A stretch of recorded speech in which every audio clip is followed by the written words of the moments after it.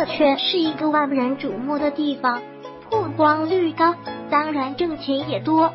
但是这个行业理所当然会引起很多人的关注，也会被其他人炒作，用作赚钱的方法。明星出名之前的各种黑料都会被扒出来，然后大肆宣扬。往往这样的事情就能让一个明星辛辛苦苦树立的好的形象毁于一旦。下面这个例子就是这样的事情。2018年一整年，李小璐绯闻事件被观众作为茶余饭后的谈资，持续了好长时间，不止个人受了很大影响，就连自己的家人也没有逃过这个风波。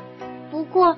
最后李小璐官司打赢了，用法律武器为自己说话，慢慢的观众对他的调侃闲谈也就慢慢少了。而今天我们说以下另一位明星，赵丽颖的闺蜜单薇，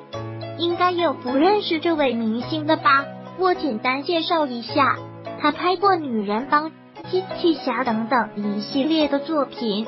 现在被有关部门禁止乘坐飞机、火车、汽车、轮船等交通工具，就连日常用的东西超过一定的价格都是不准许其购买的。这种事情猛地一听很荒诞，也让人很震惊，大家都不理解为什么这样一位有钱的明星也会因为钱的问题受到这么大的限制。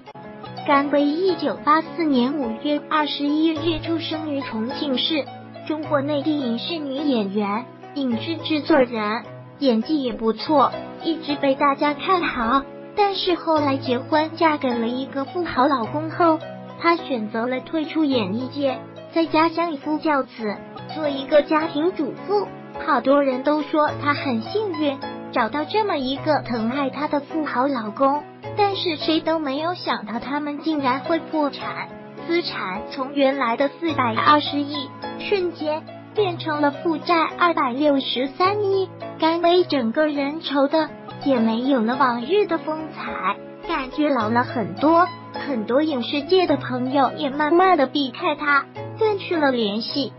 欠了这么多债，所以被强制限制花销，这还是国内第一位被这样点名限制花销的明星。好多人都很关注她接下来的生活，不知道大家对于生活